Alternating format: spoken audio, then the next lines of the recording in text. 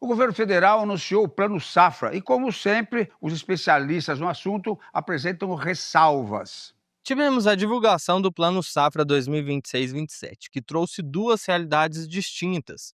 Para a agricultura familiar, o plano veio robusto e positivo. Já para a agricultura empresarial, frustrou expectativas. Começamos com o valor disponível aos produtores. Quando olhamos comparando ao safra anterior, tivemos um aumento de 1,7% no volume total. Mas quando colocamos a inflação no período, essa já se aproxima dos 5%. Ou seja, ao final das contas, o volume disponível para o produtor diminuiu. Além disso, tivemos o que? O governo focou em linhas de crédito para investimentos. E como nós sabemos a atual situação do agronegócio, o produtor brasileiro ele precisa de dinheiro para fazer o custeio, o que na prática diminuiu. Ou seja, o governo focou em outra coisa que não é a necessidade do produtor. A alta produtividade das lavouras brasileiras acontece graças a alguns fatores, como a capacidade e a resiliência de nossos agricultores e também ao trabalho da pesquisa. O fator clima influencia bastante e, para que a produção não tivesse frustrações por conta das intempéries, foi criado há 30 anos o Zoneamento Agrícola de Risco Climático. Na entrevista dessa semana, nós conversamos com o doutor Eduardo Monteiro, pesquisador da Embrapa e coordenador da rede ZARC, que ele faz um balanço das atividades dessa ferramenta nestas 3 décadas.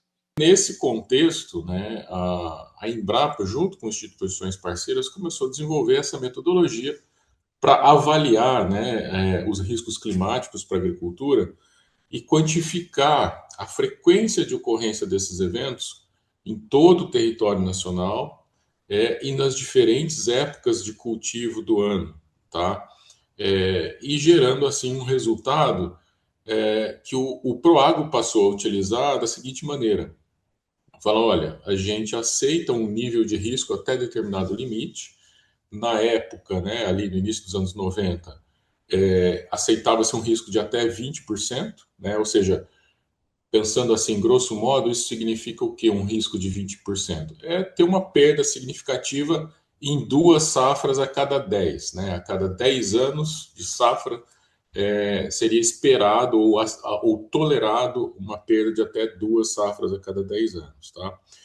E nas situações de plantio, né, em épocas ou então em regiões em que o risco era maior que esse, o Proagro não dava mais cobertura, ou seja, se o produtor implementasse a cultura nessas épocas ou regiões, o Proagro dizia, olha, não pode, só pode dentro de determinados limites de risco.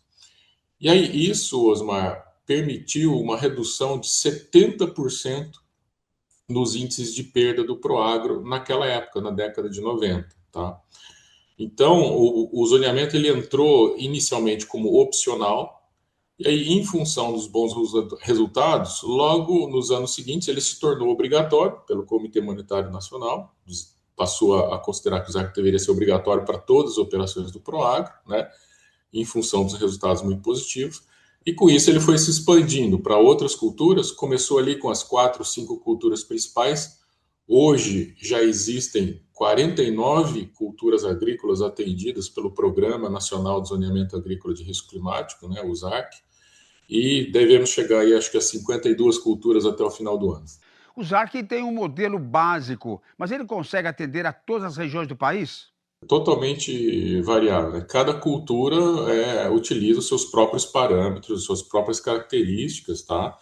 E os seus indicadores ali, ou tipos de risco, né? Então, tem cultura que é muito sensível à chuva, ou ao excesso de chuva, por exemplo, e tem outras culturas que são muito mais sensíveis à seca, né? Podemos até dar um exemplo.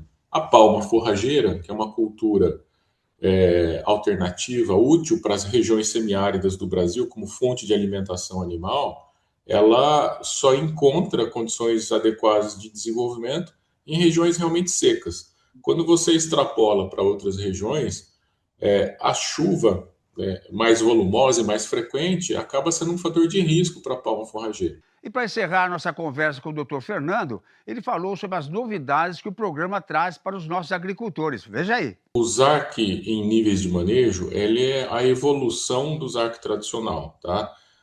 A gente pode dizer assim rapidamente que ele se divide em duas etapas. Primeiro, é uma metodologia de classificação da qualidade, né, ou do nível de manejo numa determinada gleba, num determinado talhão, né? Essa metodologia ela é baseada em indicadores objetivos que, se você avaliar, né, levantar essas informações sobre o talhão do produtor, você vai classificar esse talhão em nível 1, que é o mais baixo, é um manejo deficiente, é um manejo problemático, nível 2, nível 3 e nível 4, que seria o excelente, o muito bom, tá? Feito isso, Osmar, aí os próprios parâmetros do zoneamento, a modelagem que faz a avaliação de riscos, ela é ajustada para a realidade de cada um desses níveis de manejo. Então, em vez de a gente ter uma única avaliação de risco geral, né, para toda a agricultura, não, agora a gente passa a ter 4 zoneamentos diferentes, um para cada nível de manejo. Depois do intervalo tem mercado de trabalho e mais uma delícia da cozinha pantaneira. É um instante só.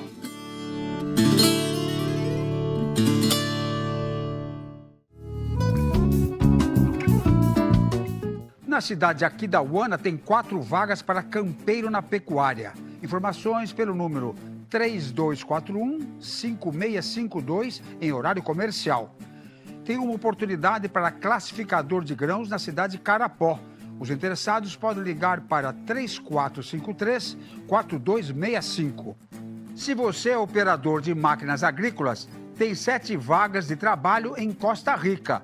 Outras informações pelo telefone 99964-2745. No quadro de culinária de hoje, nós voltamos a prestigiar o bioma mais bonito da nossa região, o Pantanal. A chefe Dani Costa traz para nós um prato bem típico da cozinha pantaneira. Vamos acompanhar o preparo.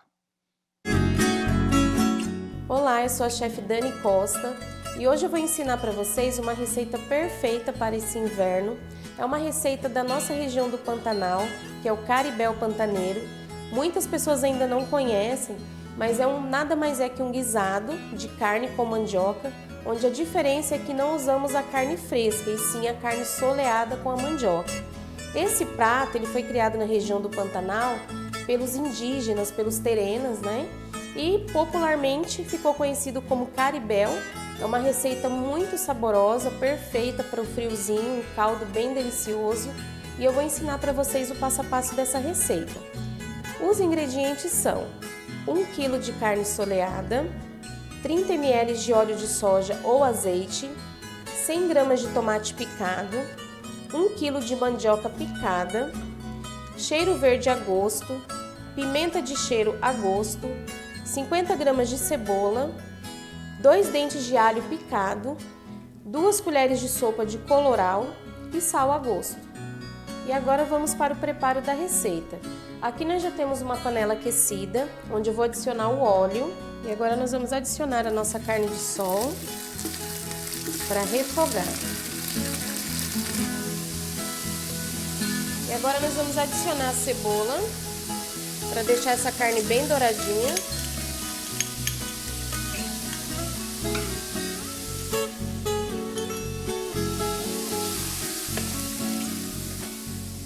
Agora aqui nesse processo que a cebola está caramelizando, né? Nós vamos adicionar um pouco da água para que ela não queime e vai dourando a carne, que é o processo que a gente chama de pinga frita. A gente vai pingando a água, colocando aos poucos. E ela já vai deixando, ó, a nossa carne mais douradinha. Aí agora nós vamos adicionar o alho picado. A nossa carne já está bem dourada.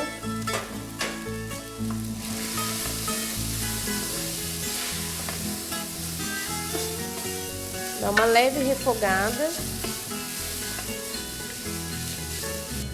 E aí vamos adicionar o tomate picado.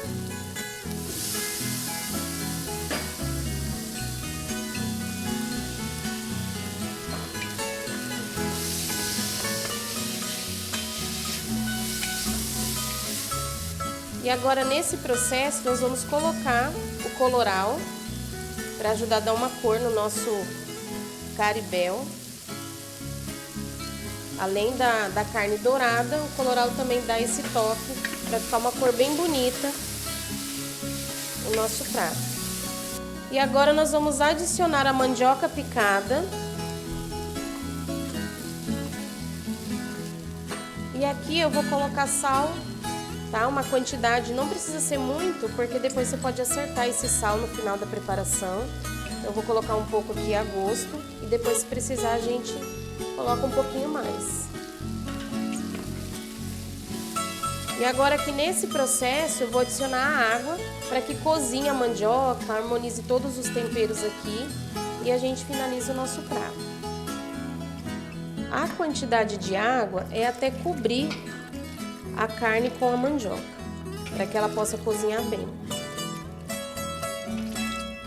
Mais ou menos em média 1 litro de água, para essa quantidade da nossa receita. E agora nós vamos fechar essa panela para que cozinhe a mandioca, agregue todos os sabores, os temperos aqui para finalizar a nossa receita. E agora nós vamos finalizar o nosso prato. Vou mostrar para vocês que já está cozido a nossa mandioca, o nosso caribel. Uma média de 30 a 40 minutos, dependendo da mandioca. Essa mandioca que nós usamos cozinha super bem, tá bem cheiroso o nosso caribel. E eu vou adicionar um pouco do cheiro verde, que é a gosto, onde você pode colocar a quantidade que você quiser. Aqui eu tenho salsinha e a cebolinha.